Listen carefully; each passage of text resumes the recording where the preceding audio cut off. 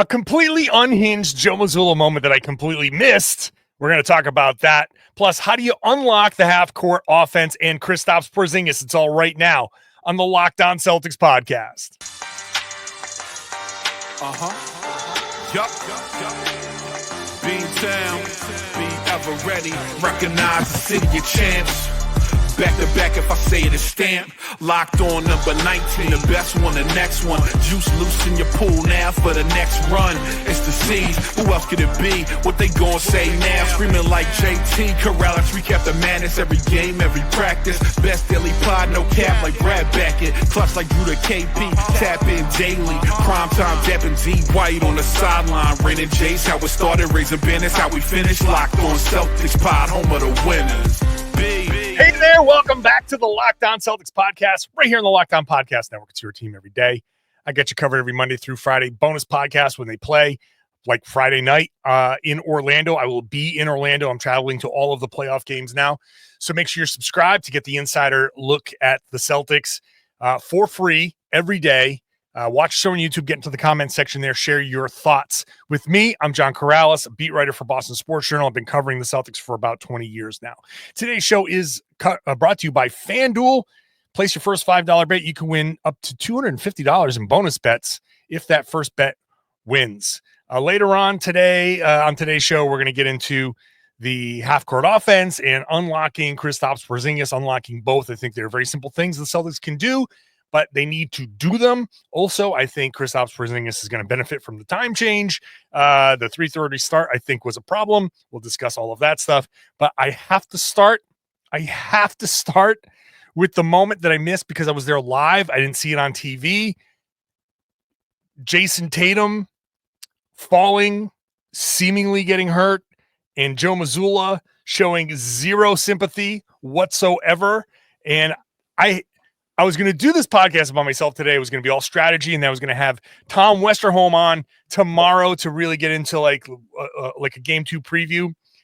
And then I saw the video. For some reason, in all my craziness after the game last night, I missed this moment. So first of all, Tom, thank you for hopping on at the last second. You can find Tom Westerholm's work on Boston.com. So Tatum is on the ground writhing around in pain. Yeah. The trainer gets up. For people who haven't seen this video, Joe Mazzulla standing there looking on angrily from half court, holds the trainer back, and you can see him clearly say, "Don't go out there." Yep. He takes a sip of water, glug, glug, and then screams, "Get up!" This is unhinged behavior. Yeah. But awesome. And so did you see this last night? You must have seen this. Did you not see it in the moment? I did not. No, I saw it this morning as well. Yeah. Because when it happens, people like us are like, "Oh God, what's going on?" It's like you miss all these little things, and they didn't reference it on the broadcast. Yeah. It wasn't until I was fully online on Twitter, looking and being like, "Are you kidding me? Are you kidding me?" So what's your read on this moment? What I would love to do is show this to my son and let him know that he's not alone. He's not the only person who gets, who goes down and starts, is in the middle of a soccer game. His dad's like, "Come on, get up." I feel like this would be the real moment that he knew that he wasn't alone in this world. Jayson Tatum also gets has psychotic people screaming at him to get up. Can I add to this? Sorry to interrupt. Yeah. The video afterwards of him going in to get his X-ray, and his mom's like, "You want me to go into the Orlando locker room?" That's on top of everything. Mom's like, "I'll go bust some heads if I need to. I will find people. I will smack the." It's incredible. The thing that cracks me up is it's like, can you imagine being Jayson? Nothing in Jayson Tatum's life is normal. You know what I mean? He does such a good job of staying even keeled and chill, surrounded by this. Not only is his life wild, not only he's a professional NBA player. His mom is also ready to go, crack some heads in the Orlando locker room while his coach screams at the franchise, like the franchise player, to just get up when he's right. Like your entire playoffs is writhing around on the ground right now, clearly in pain. Yeah. I mean, my only potential reads on it, right, are like, one, like Joe processes things, I think it's fair to say, differently than the average human. A little bit. And if Joe is like concerned and upset, I don't know, is his reaction going to be like, "Oh, are you okay, buddy?" Like, probably not, right? Like, so right. If that's how Joe processes concerned and upset, I feel like that's plausible. I mean, I'll start there. That's where I think maybe that. I don't know. I'm going to try to climb into Joe Mazzulla's head for a second, but I respect the effort. It's a wild place. Yeah. Joe does not want to show any weakness, right? This is the football player mentality of, you just got wrecked on a crossing pattern, right? This is Wes Welker. This is, Danny Amendola. This is your quarterback kind of maybe laid you out a little bit. You had to reach out to make that catch, and here comes a linebacker. Boom! And you are crushed. But you have to get up right away to let them know, you didn't bother me, dude. And you can run back to the huddle, starting to like whimper in pain to yourself. But outwardly, you can't let anybody know that you are in pain. And Joe, I think the mental game that he needs to play, especially against an Orlando team that's super physical, that was the second time Tatum got laid out in the game. And I'm sure in Joe's head, he's like, if they think they can get to Jayson by being physical and he stays down, then what's going to happen in game 2? Because they're just going to come at him with elbows and hard fouls and all of that stuff. The only chance Orlando has is to rattle these guys. And the last thing Joe wants is for anybody in the NBA to be like, oh, see, Tatum is soft. And so he shouldn't have yelled, get up like that, but it's very Cobra Kai. It's very like, do not show any weakness. Do not show any pain. No matter what's your every bone in your wrist could be soup right now, but do not show any pain. Well, and I think that's a really good insight. And I also think, like, to like Tatum's credit, right? Yeah, so it took him a minute and he bricked both the free throws because every bone in his wrist was soup. But then he comes back out, he makes a three, he makes a mid-range jumper, he gets to the rim and gets a layup. Like he started scoring at a level that he had not been scoring at throughout the previous, I don't know, what was it, like 40-ish minutes of the game? Like, he wasn't getting a lot of buckets. And then after he goes down, he gets some buckets. So like, I think the thing is, right, if you're Orlando and you're looking at that situation and you're like, okay, how can we rattle this guy? Like, physicality doesn't really rattle Tatum like it used to. That was a special instance, right, where he landed funny. That's different than physicality. That's different than the odd elbow. That's different than Cole Anthony trying to fight over a screen with that bizarre kick to Peyton Pritchard's thigh. That was hard to think that wasn't intentional. Not a normal motion. I did not see that. No. It's different. But it's different than that, right? That's like you come down weird and like in a concerning way. So, I mean, I think Tatum, if Mazzulla's, if Mazzulla's idea was like, hey, don't show any weakness, Tatum didn't show any. He came right back out and started scoring. Yeah.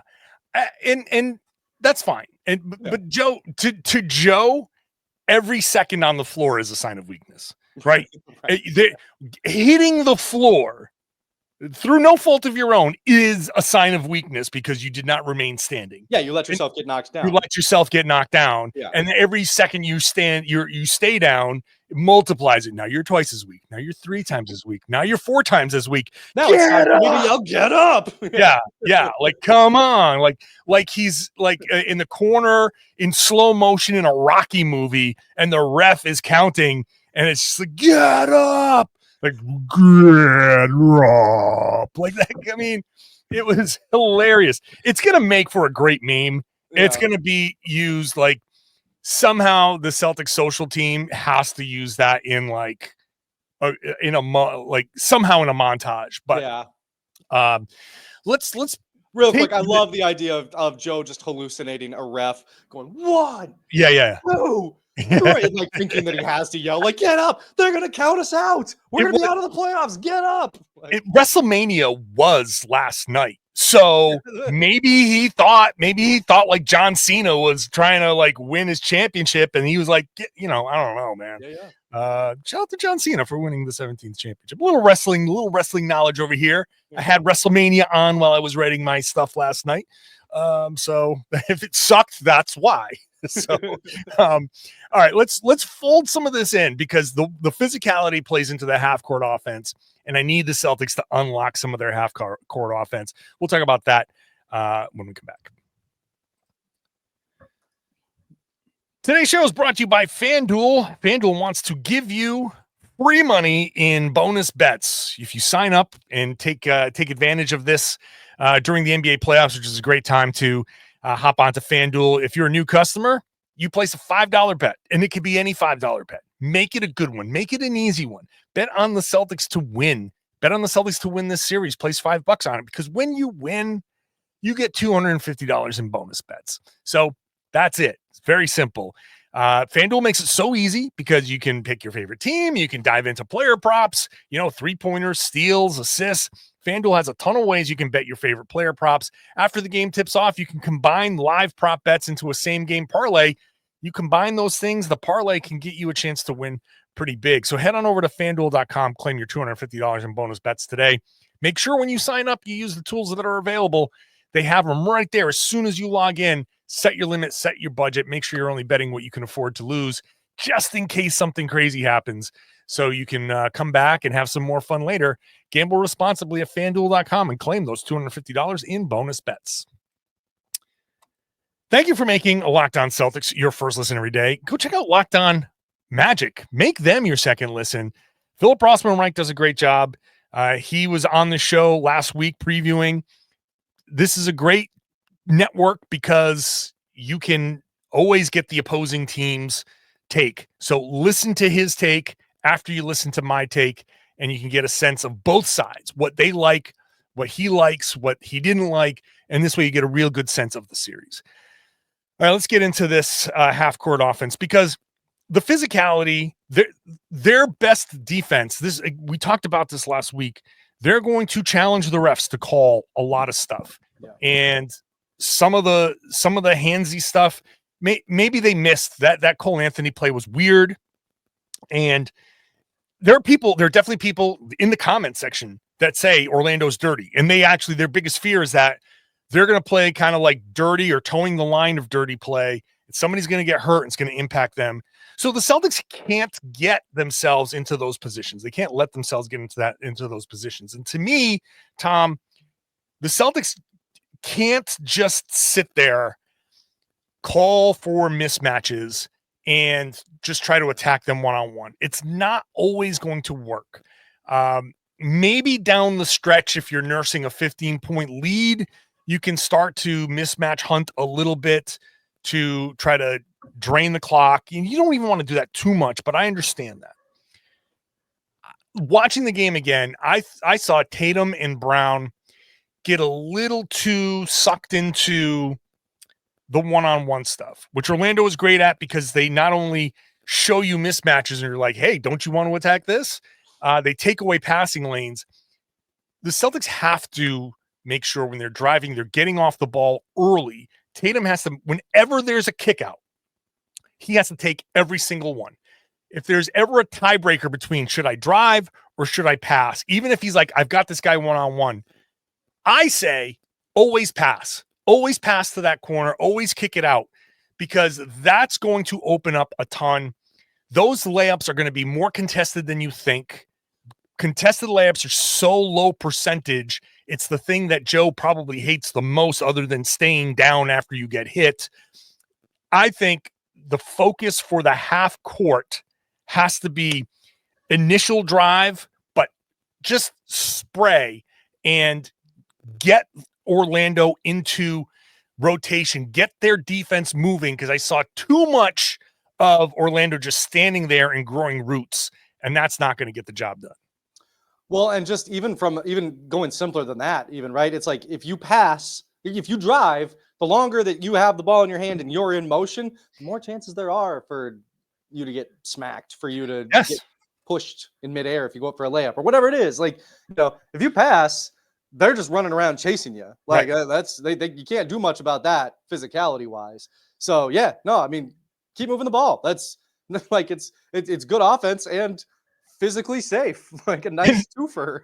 And if they try to hit you when they're moving around like that, it's obvious. That's when you get to the flagrant fouls and stuff like that. That's when it gets like very obvious. When you get fouled on a 3 and you end up with either 3 free throws or, or 3+1, or again, the closeout flagrant that, but I just feel like, well, the pace and the tempo stuff that worked in the third quarter has to be the focus, but it's not always going to happen, right? You're going to have to, you're still going to have to operate against a half court. I trust the Celtics to push the pace when they can, right? They have to, and that has to be more than the half court offense. Their focus, their number one offensive focus is defensively, like I said before, get the stops, get out, run, not even like make it attract me, but just get out there, force them to defend in transition and open something up. That's how it worked in the third quarter. Fine. Yeah. Take advantage of those moments that are going to be pretty frequent where the Magic just don't make shots, because they got a lot of guys who just don't make shots. They don't make shots. They turn the ball over. Those will be there. You got to maximize those. Yeah. But when they do make shots, you cannot just get it, slowly walk it up, let them get set. You want to at least bring the ball up and play with a good tempo. You want to start running your offense at 18, 17, 16 seconds at the latest. I saw too many isolation plays. And like, there was one where, Jaylen dribbled it down to 5. He scored. And so it's like, all right. But I don't want Tatum and Brown to say, I am capable of this, so I'm going to do this. That's the playoff mentality of 2 seasons ago. Yeah. Yep.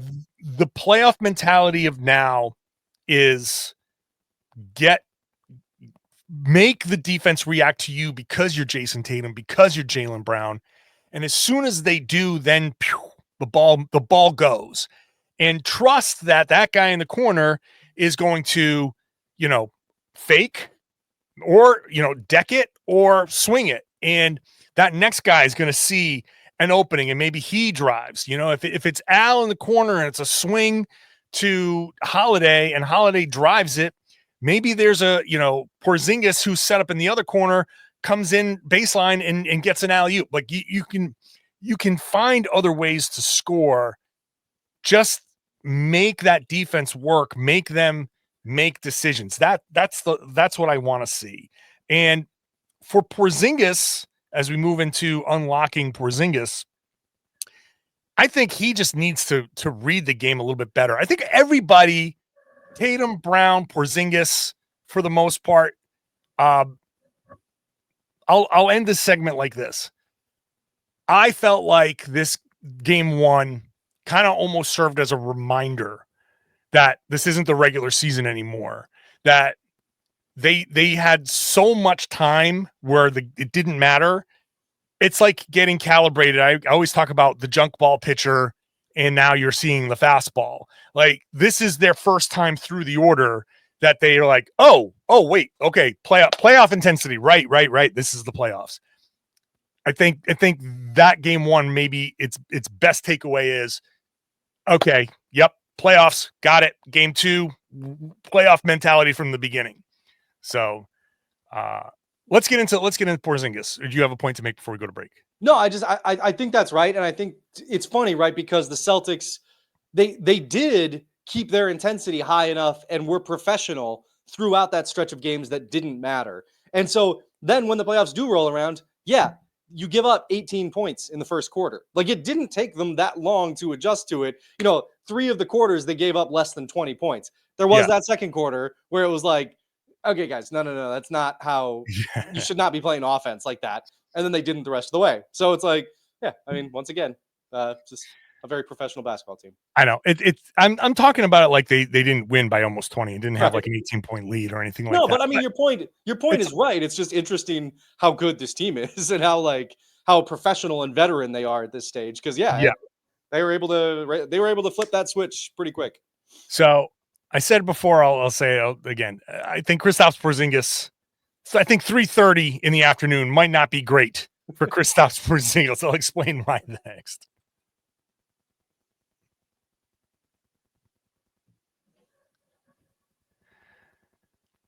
So NBA players nap in the afternoons. Of my basketball players in general, I think when I got a good pregame nap in, I felt so good. I knew my best naps were my best games. And so 3:30 is like prime nap time. You wake up and it's out there, right? People have talked about it. Players have talked about like 3:30 is kind of 1 o'clock is okay because you're still like 1 o'clock players are practicing. Right? When I go to the practice facility,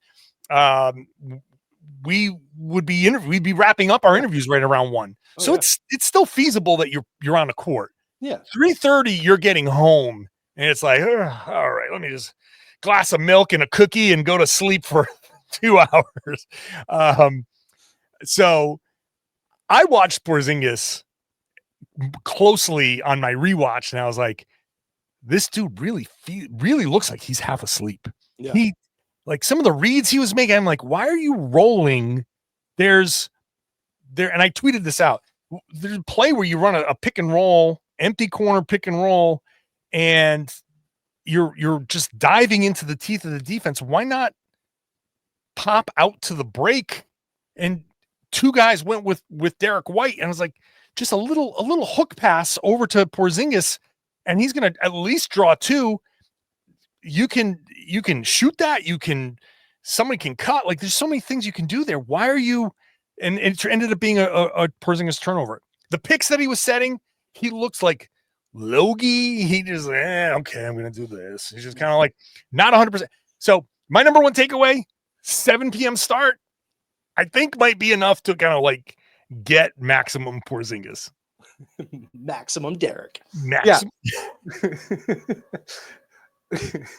No, I think there's something to that for sure. And I think, I think Porzingis is a really nice weapon to have in your arsenal against this team, right? Because it's like there was one play, I think he was being guarded by one of their bigs. I don't remember who it was, but he took like a shot that he totally could make over most bigs, and he just got completely bothered, completely flustered, just bricked it. And it's like, all right, this doesn't look quite right.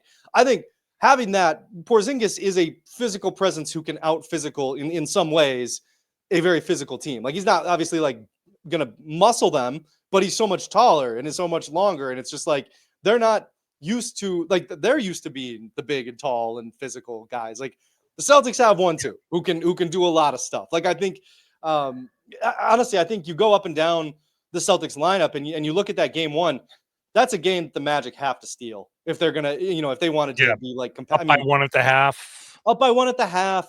Bad Tatum efficiency game, bad Jaylen efficiency game, horrible Porzingis game to the point here. Horrible Porzingis game. And you can't win that one. That's tough. You needed that one. So yeah, I mean, I think you come back and it's like we were talking about before the postseason started. That having a healthy Porzingis is just that's such a cheat code for this team. I think it's going to matter a lot. I think Porzingis, one of the things that you're going to see on the film, I wouldn't be surprised if they work on it a little bit, is the switching.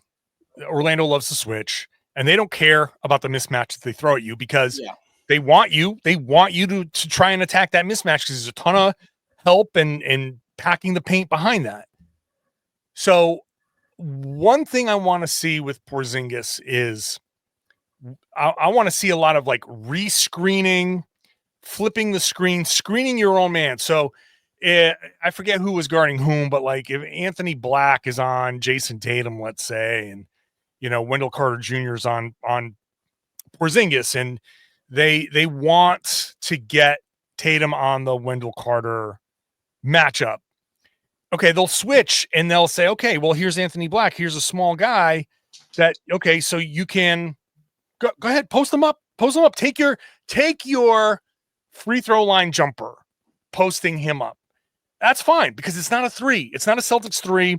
It's mildly contested. It's not going to be a 75% shot. It's going to be a decent enough shot where the Celtics will take it, but the Magic will be like, fine, we'll trade 2s with you, buddy. No problem. What I want to see in that situation is just you set the screen, Tatum comes off it, Wendell Carter turns like he's taking the switch.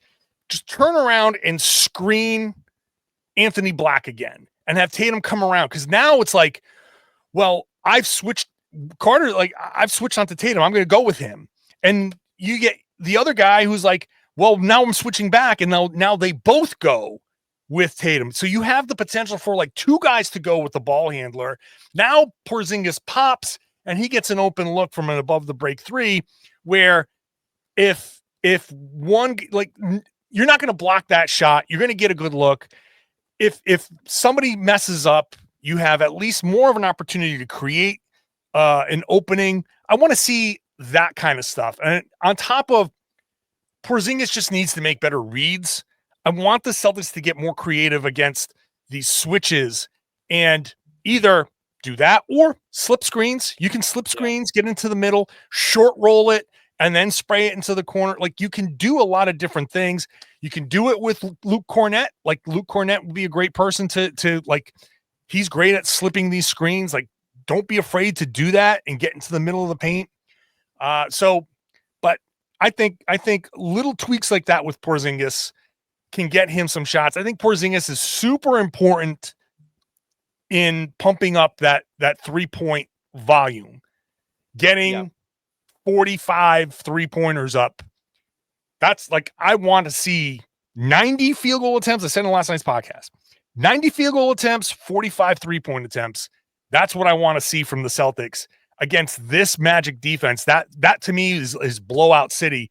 Porzingis is huge in making that happen. Yeah, and I mean, again, to the same point that we made earlier, if you're Porzingis and you're popping deep behind the 3-point line, not going to get hit. You're not going to get knocked out of the head. You're just man, like chuck them. Go, do it. Like make yourself like early offense. Make 2 very large footprints because you're standing in that 3-point line so often firing. Yeah, take those 3s. Like, and I think Cornette's the other one that's interesting from that perspective, right? You're talking about all the screening, all the re-screening stuff. Cornette's so good at that. And again, it's like Cornette's out there and he's getting thwacked. You're not quite as concerned as if Porzingis is. So like, but just like sacrificing Luke Cornett. Don't sacrifice him. Don't sacrifice him. But maybe not sacrificing him, just kind of pulling back the Porzingis a little bit. Like this is a little, not bubble wrap, but like a protective. Just throw Tillman out there. You want to hit somebody, hit Tillman. He can't. He won't be able to kill a thing. There you go. Yeah. No, but I'm completely with you. I think more 3s, lots of 3s. Fire him up there. Stand. It's like there's no sharks on shore. Just throw rocks from on shore. You don't need to go in the water. Oh, it's true. It's true. And I asked Derek White the question the other day at practice, like, do you feel like you want to take some of these shots? Like if there's a 50-50, maybe I'll try, like, you're not sure. Like shoot those, like shoot them, like early offense. It's a shot that 5 years ago I would have been like, I personally would have been saying this is a bad shot. What are you doing? But in the modern NBA, I was fully on board 5 years ago. Yeah. For the record. Tom, you've never met a shot you don't like. Correct. So I mean, mid-range. I don't like those. Well, yeah, I get you. I played in the post. I was always like, hey, at least work it in. Let me touch the ball at least a little bit. Yeah. But yeah, you come down. This is why the pace is so important. But if Porzingis is rebounding and outletting, which look, it's not your modern. It's not like the old school NBA where the bigs are doing that, and it's a lot of times it's Tatum and grab and go and all of that stuff. But when Porzingis finds himself in a position to, am I going to this spot or am I going to be behind the 3-pointer? I think you kind of want to see him set up a little bit more behind the 3-point line. Just like, I don't care if it's 19 seconds on the shot clock. Go ahead, fire that up there. If it's a clean look, do it. Get them up there. Force that defense to be like, because if you hit a couple, that defense extends, and now you're really creating the cracks. So it's just all about finding ways to crack that half-court defense. And I think all the stuff that we've talked about in Porzingis will be the way to do it. I didn't see nearly enough Porzingis from 3 in game 1. I need to see more in game 2. Yeah, I think that's right. All right. Well, I think we did it, Tom. We did it. Get up. It's completely unhinged. Tom, thank you so much, buddy. I appreciate you, man. I always appreciate Tom Westerholm hopping on. I appreciate you listening to and watching. Just remember, don't stay down too long. It's a sign of weakness. So thank you for listening. Thank you for watching. Hop into the comment section. Let me know what you think about all of this, what you think about what Joe did. I'm laughing about it because I think it's funny. I know there's some people who might have some concern over it. I don't think it's that level, but let me know in the comment section on the YouTube page. Would love to have you in there. Everydayers, I do appreciate you being here with me Monday through Friday. If you're not an everyday or if you're not with me, it's a free podcast. It's daily. So make sure you're subscribed. And I would love it if you share the podcast. Tell everybody they should be listening to and watching the Locked On Celtics podcast here on the Locked On Podcast Network. It's your team every day.